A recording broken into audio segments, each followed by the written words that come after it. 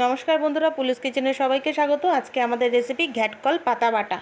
এই জন্য আমি এখানে নিয়ে নিয়েছি 1 আটি ঘ্যাটকল পাতা, 12 থেকে 13 কোয়া রসুন, 1 টেবিল চামচ কালো জিরা, 1 টেবিল চামচ হলুদ গুঁড়ো, স্বাদ মতো নুন, 3টে শুকনো লঙ্কা। এরপর একটা শুকনো কড়াইতে লো ফ্লেমে আমি পাতা আর মশলাগুলো একসঙ্গে দিয়ে টেলে নেব।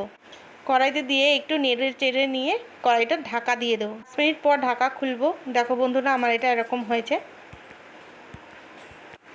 এবার এই পাতাগুলোকে আমি বেটে নেব শিলে। দেখো বন্ধুরা, আমাদের এটা বাটা হয়ে গেছে। এবার আমরা একটা কড়াই বসিয়ে হালকা আঁচে একটু তেল দেব। তেলটা গরম হলে ওর মধ্যে একে একে দেব কালো জিরে, দেব শুকনো লঙ্কা। এটা গরম হয়ে গেলে বেটে রাখা পাতাগুলো আমি কড়াইয়ের মধ্যে দিয়ে নেড়ে চেড়ে, দেখো আমার এটা এরকম সুন্দর হয়ে গেছে। এবার আমি এটা সামান্য একটু চিনি দিয়ে নামিয়ে নেব।